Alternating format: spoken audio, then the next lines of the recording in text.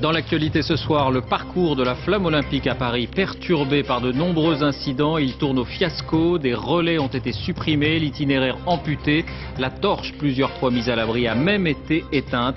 La police a interpellé une trentaine de personnes. Alors protestation légitime ou surenchère, les réactions sont contrastées. La plupart des sportifs en tout cas sont consternés.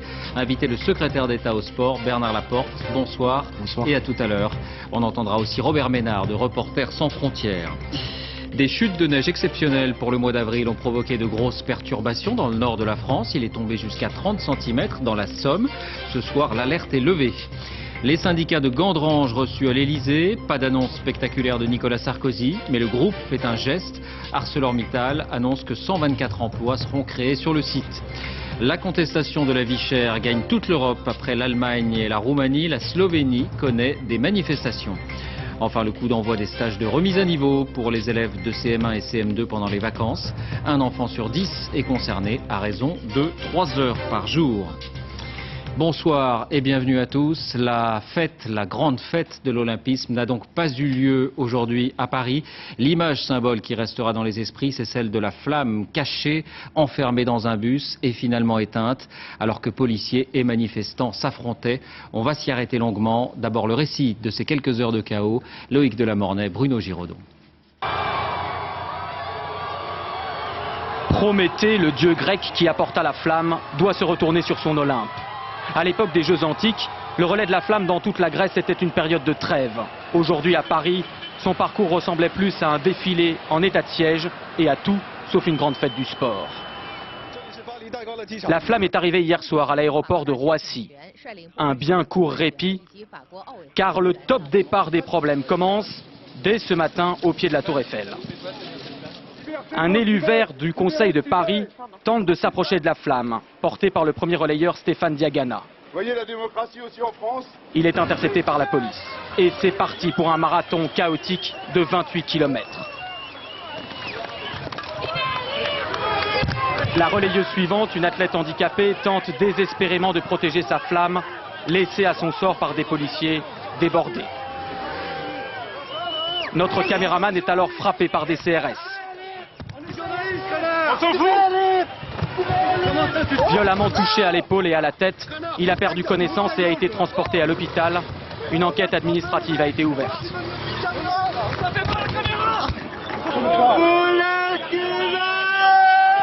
Quelques mètres plus loin, les policiers tentent de soigner un autre militant. Après les échauffourées, un peu de compassion pour ces policiers qui semblent ne pas savoir comment réagir. Jeu de Pékin, jeu de l'ordre. Ah, ça résonne bien ici. Militants enchaînés, manifestants allongés sur la chaussée. La flamme et son rempart de sécurité accumulent embûches et retards. Pendant ce temps, 3 alpinistes membres de Reporters sans frontières ont réussi à grimper sur la Tour Eiffel et à y dérouler son drapeau symbole des anneaux olympiques en forme de menottes. Les policiers ont reçu pour consigne d'arracher les drapeaux tibétains. Voilà comment on traite les manifestants en France. C'est super. C'est génial. On apporte, plutôt que d'exporter la démocratie, on apporte des méthodes de la plus grande dictature du monde. Pour l'organisation du cortège, ce sont bien les autorités chinoises qui sont les maîtres du jeu. Ainsi, devant le siège de France Télévisions, c'est un des membres de la délégation chinoise qui décide d'éteindre la flamme et de faire demi-tour.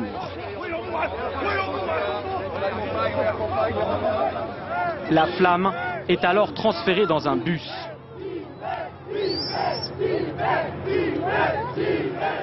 Puis le convoi est bloqué près de l'hôtel de ville, où doit avoir lieu une cérémonie.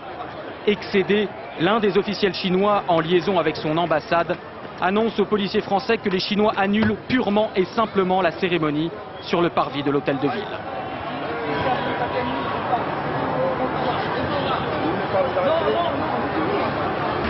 À nouveau réfugié dans un bus, la flamme termine son parcours à l'abri des regards et arrive sous bonne garde au stade Charletti, où la cérémonie a également été écourtée. À aucun moment, la flamme n'aura réussi à se libérer de la question tibétaine. Alors cette journée marque en tout cas une victoire entre guillemets pour les défenseurs des droits de l'homme et du Tibet qui ont donc fait bien davantage que se faire entendre. Du début à la fin du parcours, ils sont parvenus à placer la flamme sous l'éteignoir. Franck Genozo, Marie Cazot. La flamme olympique vient de quitter la Tour Eiffel lorsque les militants de Reporters sans frontières entament l'escalade du monument par le pilier nord. À main nue, ils ne sont pas assurés par une corde. Ils veulent faire vite, moins de 10 minutes, et déployant un drapeau aux couleurs de l'association. Objectif atteint, les pompiers mettront près de 2 heures à les déloger. Quelques heures plus tard, un étendard se déploie sur la cathédrale Notre-Dame. Les anneaux olympiques symbolisés par des menottes. Les militants de Reporters sans frontières réussissent leur coup, marquer les esprits. Pour cela, ils ont pris des risques. On est parti à 2 heures du matin. Est-ce que... On a mis 3 heures pour monter en haut de là. Ici, sous la neige, ça a été terrible. J'ai eu une peur invraisemblable. Et puis là, on était sous les charpentes depuis 6 heures du matin jusqu'à maintenant. Des élus se sont également mêlés à la contestation. Ici, c'est un conseiller municipal vert qui déploie le drapeau tibétain à la fenêtre de l'hôtel de ville. Un peu plus tôt, il avait déjà tenté d'arracher la flamme olympique des mains de Stéphane Diagana. Sans succès. Mireille Ferry, une autre élue écologiste, s'est quant à elle présentée sous la Tour Eiffel avec un extincteur. Sa façon, dit-elle, de défendre les droits de l'homme. Non pas avec la volonté d'aller éteindre la flamme avec ce type d'engin, ce qui aurait été ridicule, mais tout simplement pour manifester une présence, et puisqu'on ne pouvait pas parler, au moins visuellement pour témoigner de notre volonté de faire avancer ces valeurs. Enfin, tout au long de la journée, les militants pro-tibétains ont été très présents. Tous voulaient dénoncer les violences récentes à Lhasa, la capitale de la province. Il y a des centaines de Tibétains qui ont été tués, innocents, parce que simplement ils voulaient le droit de parler, le droit de pratiquer leur religion. Certains ont été arrêtés, parfois sans ménagement, ni pour les manifestants, ni pour la presse. Mais les couleurs du drapeau tibétain ont flotté toute la journée sur la capitale française, le même drapeau qui reste interdit par les autorités chinoises au Tibet. Et vous pourrez découvrir d'autres images tournées avec Reporters sans frontières dans le magazine Complément d'enquête qui sera diffusé dans 2 semaines sur le thème des Jeux Olympiques qui dérangent. Des centaines, peut-être des milliers de Chinois de France étaient venus aussi saluer le passage de la flamme. Pour eux, la fête a été gâchée par ceux qu'ils nomment des agitateurs. Certains en sont même venus aux mains. Philippe Rochaud, Francis Forget. Les 200 000 Chinois de France ont voulu montrer que le passage de la flamme à Paris était d'abord une fête. Les cris de « Vive la Chine » ont eu du mal à dominer les slogans lancés par les militants pro-tibétains « Libérer le Tibet ». Mais les Chinois ne semblaient pas choqués par ce face-à-face. Ils ont le droit de manifester, mais il ne faut pas mélanger le sport et la politique.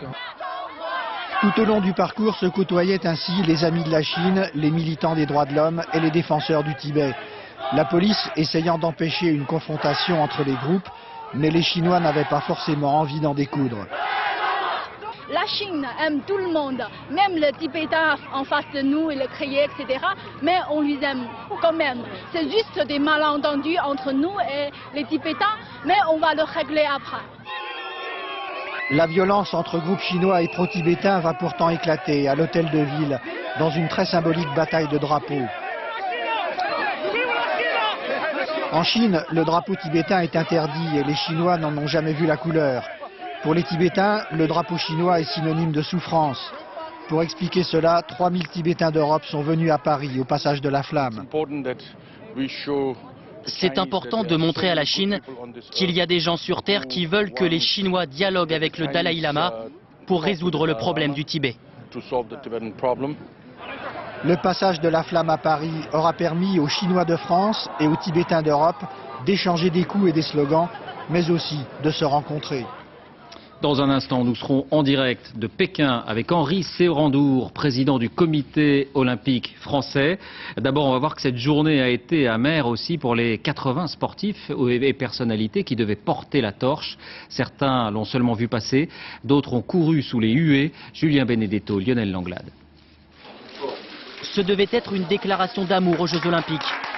Mais Stéphane Diagana n'a pas franchement savouré le moment, peu à l'aise, au milieu d'un impressionnant cordon de sécurité, composé entre autres de ces hommes en bleu et blanc, les gardiens de la flamme, tous chinois. Ça représente beaucoup de valeur, donc c'est de l'émotion, mais dans ce contexte-là, on se rend compte qu'il y a quelque chose qui cloche, qu'il y a quelque chose qui ne va pas. La confusion règne tout au long du parcours. David Douillet attend son tour, 1 heure de retard déjà, toujours rien. Je sais même pas où est la flamme. Oh putain. Finalement, la flamme arrive. Le relais de l'ancien judoka touche à sa fin quand un membre du comité d'organisation chinois éteint la torche au nez et à la barbe du champion olympique estomaqué.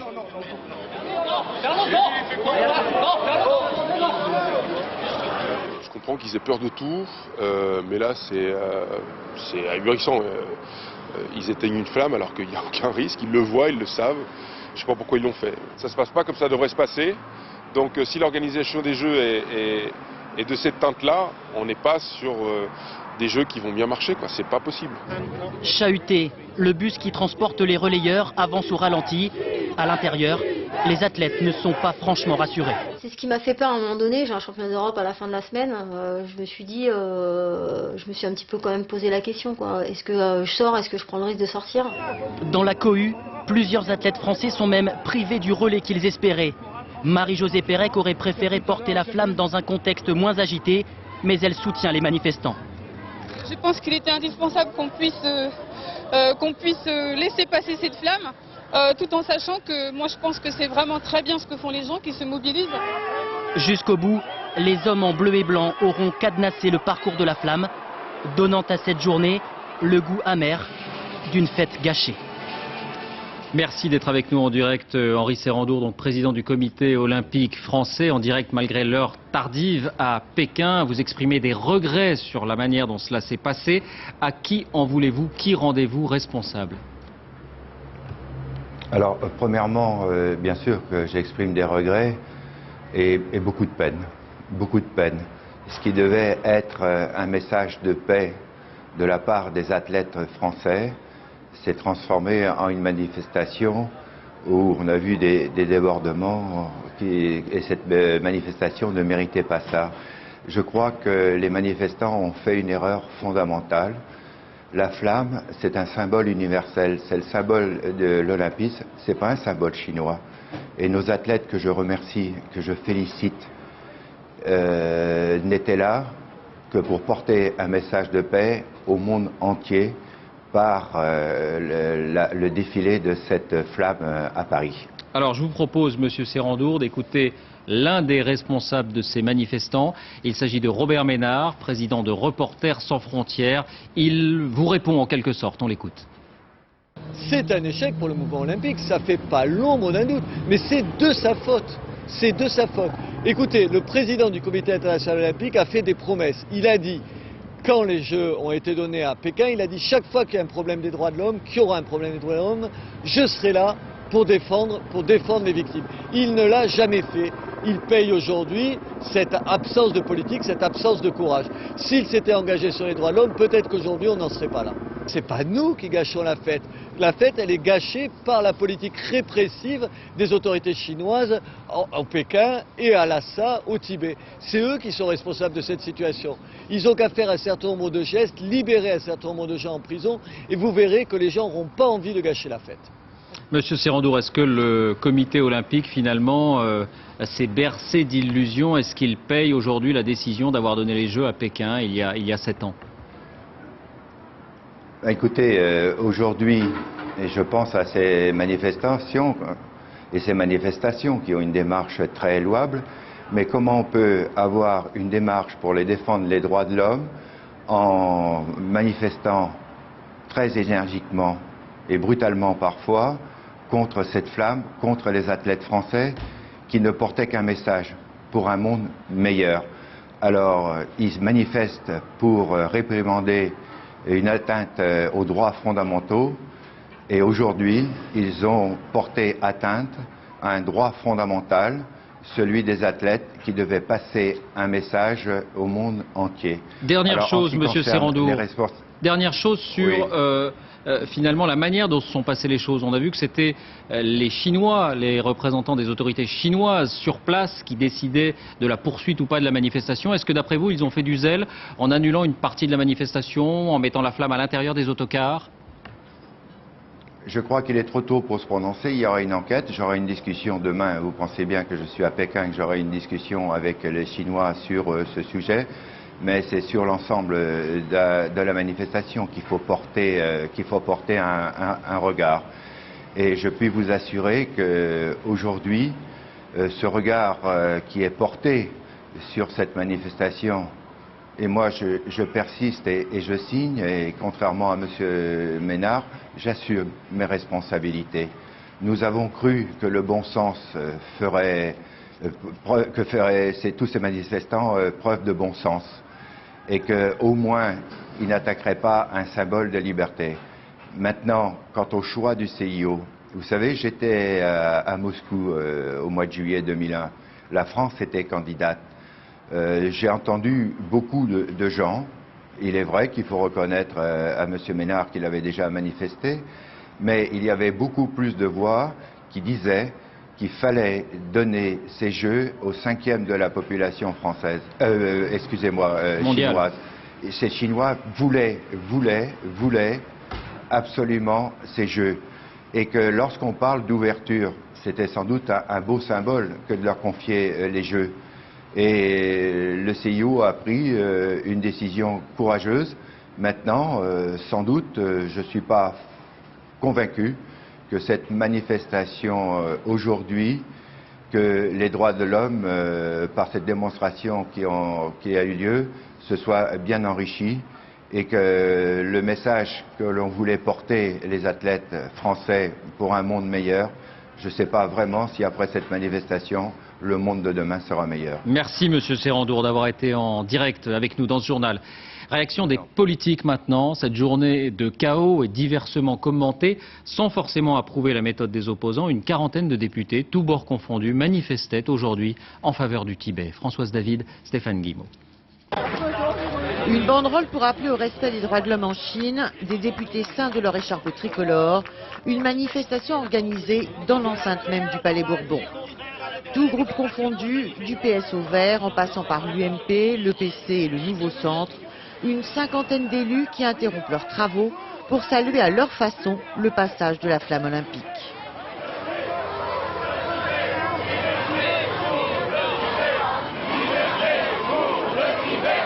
Quant aux membres de la délégation chinoise du comité d'organisation, ils ont eu droit à la Marseillaise.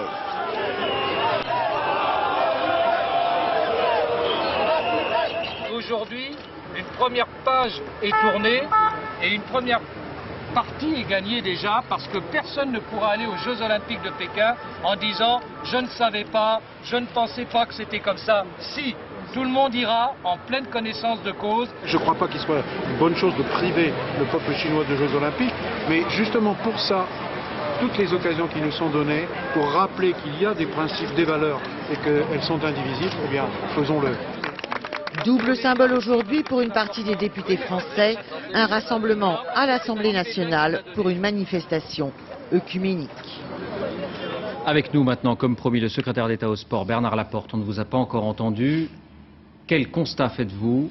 La fête est gâchée, dit un ancien ministre des Sports. Est-ce que vous êtes d'accord avec ce constat? Oui, un petit peu, parce que la flamme olympique, qui est le symbole même, comme disait Henri Sérandour, de la paix, du respect, de la solidarité, c'est-à-dire les valeurs de l'olympisme, ont été un petit peu bafouées aujourd'hui. Et je crois que les gens qui ont attaqué la flamme à vouloir l'éteindre avec des extincteurs et autres se sont trompés de combat. Donc on peut dire effectivement que la fête est triste un petit peu ce soir. C'est un mauvais coup pour l'image de la Chine ou pour l'image de la France? C'est pas un très beau coup pour l'image de la France, ça c'est une évidence. Maintenant, encore une fois, j'ai préféré 100 fois l'attitude des députés par exemple, qui expriment leurs revendications, ou des gens au Trocadéro. J'ai vu des artistes, j'ai vu plein de gens manifester entre guillemets dans la paix, parce que quand on revendique l'évolution des droits de l'homme, c'est-à-dire la paix, Je crois qu'il faut montrer l'exemple. C'est pas en gesticulant, comme je l'ai vu faire partout à droite à gauche, en attaquant les forces de l'ordre ou en attaquant tout simplement le symbole, la flamme olympique, que l'on peut ensuite donner des leçons de morale. Est-ce que le gouvernement avait vraiment pris la mesure de la détermination des opposants? Est-ce qu'il n'a pas sous-estimé cette détermination? Non, pas du tout, je ne crois pas. Vous savez, ça fait une semaine que le gouvernement travaille, et notamment autour de Michel Alliot-Marie, la ministre de l'Intérieur, pour justement sécuriser un petit peu cette flamme olympique. C'est pas un échec de cette sécurisation? Vous savez, c'est difficile de sécuriser 28 km, c'est pas simple. Non, je crois que c'est pas un échec, puisque n'oublions pas non plus que c'est le BOCOP, c'est-à-dire l'organisation chinoise, qui était à la manœuvre. C'est elle qui a organisé un petit peu tout, c'est elle qui a décidé de ne pas aller à l'hôtel de ville de Paris, c'est elle qui a décidé, effectivement, on l'a vu avec les images de David Douillet, d'éteindre la flamme. Donc ce sont eux, je ne dirais pas les responsables, mais c'était eux qui étaient maîtres d'œuvre dans ce domaine. Est-ce que la France va s'excuser auprès du Comité international olympique? Est-ce que la France va faire une démarche suite à cette journée? Écoutez, moi je ne suis pas un ministre des Affaires étrangères, moi je suis secrétaire d'État au sport et je suis désolé. D'abord, encore une fois, parce que je suis convaincu, je le dis, je le redis depuis 15 jours, c'est que les Jeux Olympiques, c'est le seul événement mondial, qui plus est sportif, qui fédère 205 pays. Donc si on attaque les Jeux Olympiques, on ne s'appuiera sur plus rien. Les Jeux Olympiques, c'est le symbole même de la paix, je le redis, et on l'attaque. Donc on ne peut pas être d'accord. Et qui plus est, ce sont des sportifs. Et ce n'est pas les sportifs qui vont résoudre les problèmes dans le monde. Que les gens s'expriment comme je l'ai vu, c'est bien, mais par des actes violents, par des actes, excusez-moi, de faire valoir un petit peu, parce que certains se servent un petit peu aussi de la plateforme médiatique pour exister, ça me gêne beaucoup plus. Merci Bernard Laporte d'avoir été avec nous. Un dernier point avant de refermer ce chapitre, la journée vue de Chine. Depuis hier, les médias n'occultent plus les incidents, même si les comptes rendus sont limités. À Pékin, Pascal Golomer, Sylvain Guillaume. La télévision chinoise était bien présente à Paris aujourd'hui. Mais voilà la seule partie du parcours de la flamme que les Chinois ont pu voir ce soir sur leur écran. Lorsque Stéphane Diagana s'était lancé pour le premier relais au pied de la Tour Eiffel. Pour le reste, les téléspectateurs ont surtout eu droit à de belles images d'archives des monuments de Paris. Les commentateurs ont pu ainsi évoquer tranquillement les différentes étapes de la flamme, sans jamais devoir s'étendre sur les manifestations et perturbations en tout genre. Il y eut tout de même une intervention en direct du correspondant à Paris pour souligner l'engouement de la foule tout au long du parcours, avec une mention particulière pour la communauté chinoise. Aucun cri en revanche de manifestants pro-tibétains. Les journaux chinois titraient à la une ce matin sur l'accueil chaleureux réservé à la flamme par le public londonien. Il sera intéressant de regarder demain le qualificatif qu'ils auront trouvé pour définir le périple parisien. Et la flamme olympique repart ce soir pour les États-Unis, direction San Francisco, où on signale que des militants pro-Tibet escaladent le Golden Gate, le plus grand pont de la ville. Donc là aussi, on s'apprête à vivre une journée peut-être tendue. Autre titre de l'actualité, cette neige de printemps qui est tombée en abondance dans le nord du pays, jusqu'à 30 cm dans la Somme. Ça n'est pas la première fois, mais c'est rarissime. Les chasse-neige sont ressortis des garages et un gros carambolage a eu lieu dans la Manche. Pierre Monégier, Alexis Delcourt. Pas de pneus neige ni de chaînes, la plupart des automobilistes ont été pris de court. Jusqu'à 30 cm de poudreuse et autant en kilomètres d'embouteillage ont été enregistrés dans le Pas-de-Calais. Moi j'étais bloqué ce matin, j'ai voulu partir à côté de Boulogne, 8000 là, et j'étais bloqué là. J'étais bloqué depuis 7 heures ce matin. Ce retour inopiné de l'hiver a provoqué un important carambolage près de Caen. 6 personnes ont été blessées, dont 2 grièvement. C'est un camion qui a dérapé sur le verglas. Gros camion avec toutes les voitures. Et là il est passé au ras de la voiture, là j'ai dit ça y est c'est fini. Mais bon, on a eu de la chance, ce camion il est passé de l'autre côté. Pas d'accident, mais d'importants bouchons dans l'Oise et l'Aube. Une seule solution, prendre son mal en patience. Il faut prendre ça avec philosophie, hein. C'est pas si souvent que ça arrive. Mais enfin, au mois d'avril, quand même, c'est pas mal. En Picardie, les flocons ne sont pas totalement inédits en cette saison, mais ce qui est exceptionnel, c'est l'épaisseur du manteau neigeux.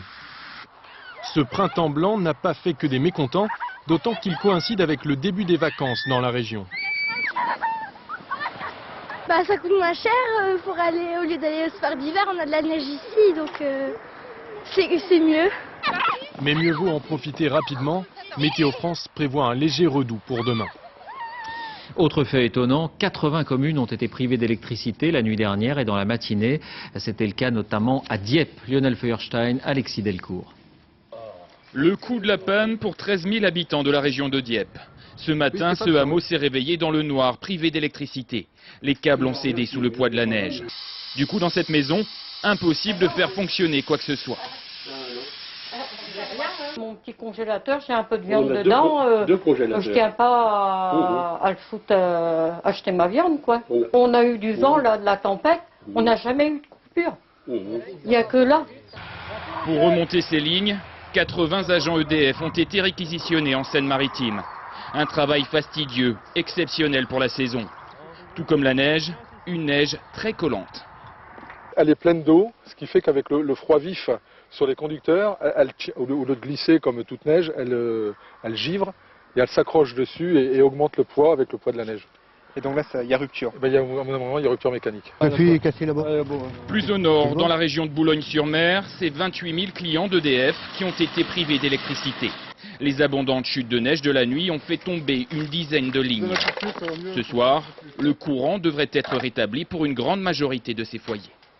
Les intempéries au nord et la sécheresse au sud, un incendie a brûlé 35 hectares de forêt et de broussailles dans l'arrière-pays niçois. Le feu, d'ailleurs, n'est pas encore complètement maîtrisé. Les Canadair ont été mis à contribution. Image signée Olivier Prédhomme.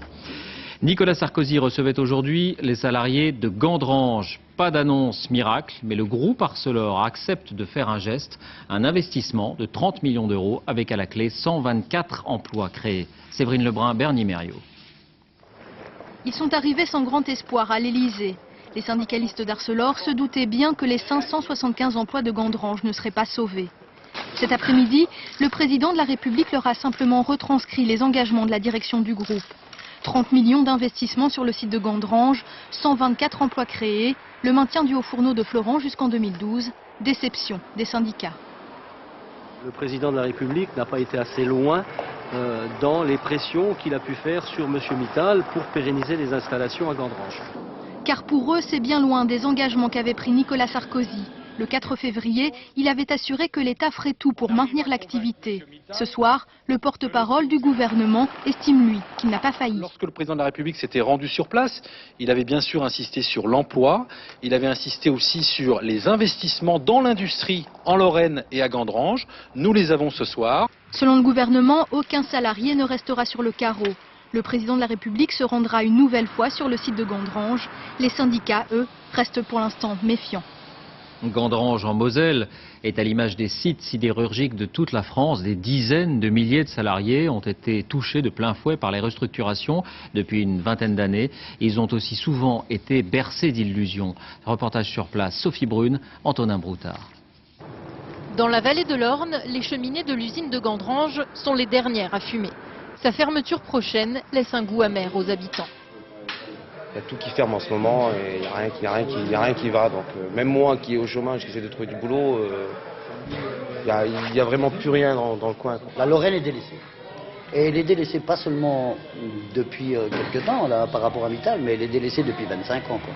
Il y a 25 ans justement, les salariés de Gandrange manifestaient déjà contre les réductions d'effectifs. À l'époque, la sidérurgie occupait presque 50 000 personnes en Lorraine. Aujourd'hui, ils sont moins de 10 000. Édouard Martin a fait toute sa carrière dans l'acierie de la vallée. Il a parfois l'impression que l'histoire se répète. Ça faisait quelques années que c'était à peu près calme. On avait cru à un moment qu'on avait passé, qu'on avait mangé notre pain noir. Maintenant, on se rend compte que non. Il nous emmène à quelques kilomètres de là, à Florange. C'est dans cette autre usine d'ArcelorMittal que des salariés doivent être reclassés. Problème, l'avenir de ce site n'est pas non plus assuré. Il n'est pas pérenne tant que M. Mittal ne nous aura pas apporté la garantie ferme et définitive qu'il va investir les 300 millions nécessaires. S'il n'investit pas, c'est la fin de cette usine derrière nous.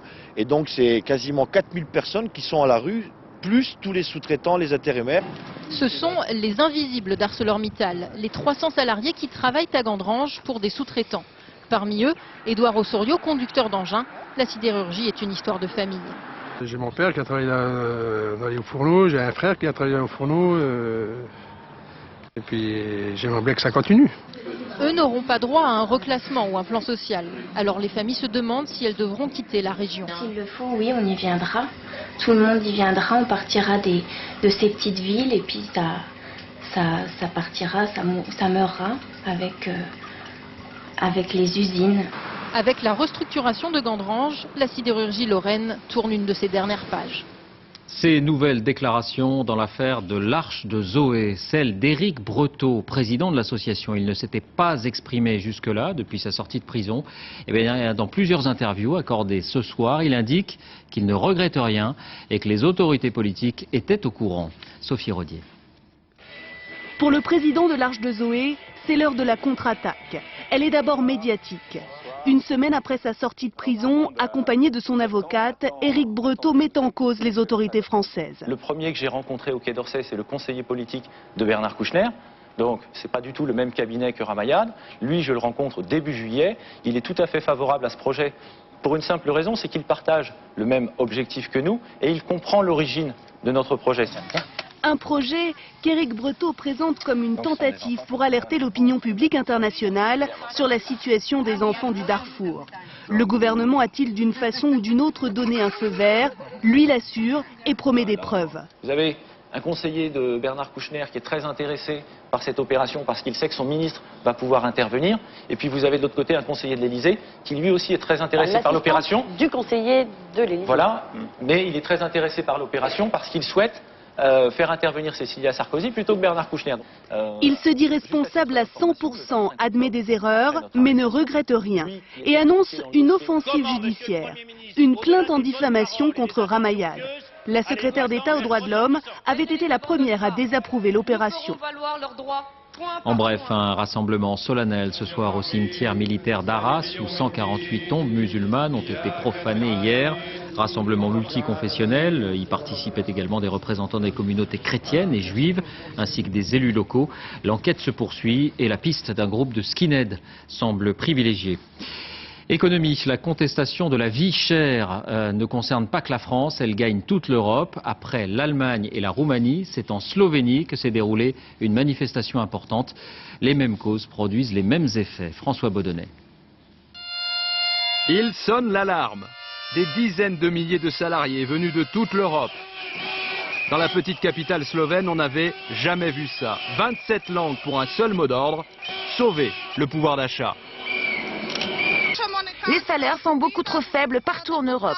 Il n'est pas possible de vivre avec si peu. Dans le secteur public, bien sûr, mais aussi dans le privé. Et il est vrai que sur le vieux continent, l'inflation s'emballe. En un an, les prix ont flambé de 3,5% dans la zone euro, un record depuis 16 ans. Tandis que les salaires des Européens, eux, n'ont augmenté que de 2%. Du coup, au moment de passer à la caisse, la grogne est sans frontières, comme ici, en Italie. Le prix des spaghettis a augmenté de 27%. C'est une hausse purement spéculative.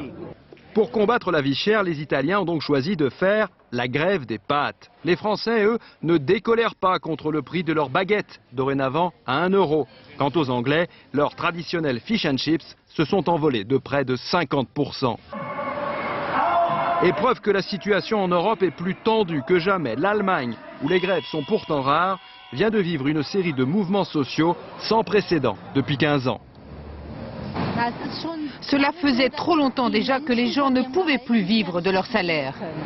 La mobilisation a certes paralysé le pays, mais elle a payé. Outre-Rhin, les conducteurs de train ont obtenu que leurs fiches de paye bondissent de 11%. Autant dire que c'est exactement l'exemple à ne pas suivre pour les autorités européennes. Elles craignent que l'Europe s'engage dans une spirale infernale de hausse des salaires et des prix. Si leur pouvoir d'achat est en berne, les Européens en sont convaincus, c'est à cause de l'euro. Ironie de l'histoire, car souvenez-vous, il y a 10 ans, lorsqu'elle est née, la monnaie unique devait faire baisser les prix. Des manifestations également en Égypte pour la deuxième journée consécutive. Là-bas, on parle déjà d'émeutes de la faim. Des magasins d'alimentation ont été incendiés dans le delta du Nil. Au moins 150 personnes ont été arrêtées. À l'étranger encore et en bref, des nouvelles de la prise d'otage du Ponant. Des commandos de marine et du GIGN sont arrivés sur place, envoyés donc par la France. Pour l'instant, l'heure est à la prise de contact avec les pirates qui retiennent une trentaine de personnes en otage, dont 22 Français. Ce premier contact a bien eu lieu. Des négociations vont peut-être commencer. Pour l'instant, en tout cas, l'équipage semble bien traité. Et puis, changement de ton du gouvernement français sur Ingrid Betancourt. Elle va peut-être mieux qu'on ne l'avait dit, indique Bernard Kouchner. La mission humanitaire française reste sur place en Colombie. En France, le coup d'envoi des stages de remise à niveau pour les élèves de CM1 et de CM2 pendant les vacances. Un enfant sur 10 est concerné, à raison de 3 heures par jour. L'idée est de proposer un rattrapage gratuit pour ceux qui n'ont pas forcément les moyens de payer des cours privés. Les enseignants, tous volontaires, sont payés en heures supplémentaires. Nabila Tabouri. Une partie de foot pour démarrer des vacances bien méritées? Pas vraiment. C'est juste une récréation, car pour ces écoliers, congé rime avec réviser. Au programme, mathématiques et français. 3 heures par jour de dictée, de calcul et de grammaire. Une semaine de remise à niveau pour des élèves de CM1 et CM2, tous volontaires. Non. T'as pas trouvé le S? Non. Je préfère à l'école parce que comme ça, j'apprends mieux, j'apprends plus et pour aller au collège, je saurai plus de choses. Les élèves de la zone B sont les premiers à initier ces stages de remise à niveau, 40 000 écoliers au total. Pour davantage d'efficacité, pas plus de 5 élèves par classe. Le principe de ces stages, aider des familles qui n'ont pas forcément les moyens de payer des cours particuliers. Quand les enfants sont issus de milieux aisés, que font les parents pendant les vacances, qu'il s'agisse des vacances de Pâques ou des vacances d'été? Eh bien, ils les mettent dans des cours privés. Les enseignants, tous volontaires, sont payés en heures supplémentaires, 360 € défiscalisés pour une semaine. Ces profs-là ne veulent pas d'heures supplémentaires. Eux manifestent contre les suppressions de postes dès la prochaine rentrée. Ils ont profité d'une visite du ministre de l'Éducation à Marseille pour exprimer leur colère. La santé, c'est le 16 mai prochain que sera présenté en France le plan sur l'autisme. Voici une initiative étonnante au Mexique. Une association créée par le père d'un garçon autiste fait un pari, celui de l'initiation par le surf. Cela peut évidemment surprendre. Il ne s'agit pas, bien sûr, de guérir, mais d'apaiser. Au Mexique, reportage Alain de Chalvron, Aaron Diamond. Cette plage de Cabo San Lucas au Mexique est réservée aujourd'hui à une clientèle très particulière. Une trentaine d'enfants handicapés, autistes pour la plupart. Objectif, surfothérapie, thérapie par le surf. Les petits visages sont fermés, angoissés. Parfois, les autistes vivent dans leur monde à eux et ne communiquent pas. Au début, ça n'est pas simple. Juliane, comme les autres, pleure et s'accroche. Pour un peu, on renoncerait à le forcer. Une fois sur la planche, il semble résigné. Et dès que les vagues arrivent et qu'il se lève, l'angoisse disparaît. Et à l'arrivée, Juliane n'a qu'une idée, repartir, aussitôt dit, aussitôt fait. Je suis tellement émue. Allez, vous allez me faire pleurer. Mais c'est vrai, ce qui m'émeut, c'est de les voir apaisés pour quelque temps. Juliane a un grand frère, AJ, autiste également, qui répond d'une manière extraordinaire à la thérapie. Lui qui est d'habitude si fermé, devient volubile. Dans son propre langage, il n'arrête pas de parler.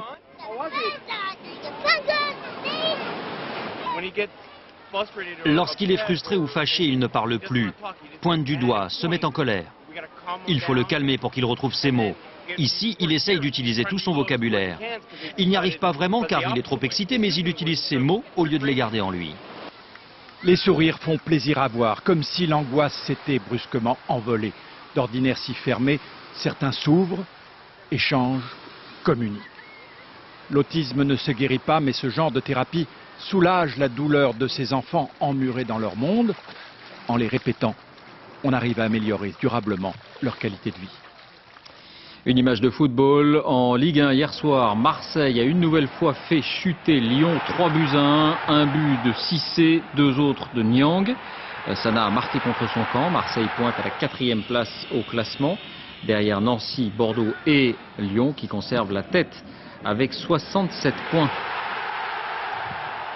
Avant de refermer ce journal, je vous en rappelle l'un des principaux titres. Le parcours de la Flamme olympique à Paris, perturbé par de nombreux incidents, tourne au fiasco. Des relais ont été supprimés, l'itinéraire amputé, la torche plusieurs fois mise à l'abri a même été éteinte. La police a interpellé une trentaine de personnes. Sur ce plateau, Bernard Laporte évoquait tout à l'heure un mauvais coup pour l'image de la France. toute dernière image, elle nous vient de San Francisco, où part ce soir la flamme olympique, aux États-Unis, où des militants pro-Tibet ont escaladé des haubans du célèbre pont du Golden Gate. Là-bas aussi, des actions sont donc en préparation, elles se déroulent déjà.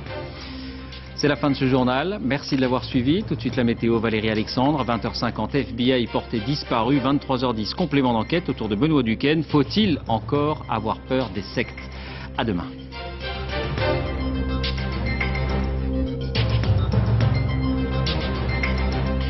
L'info en continu, c'est aussi sur France2.fr.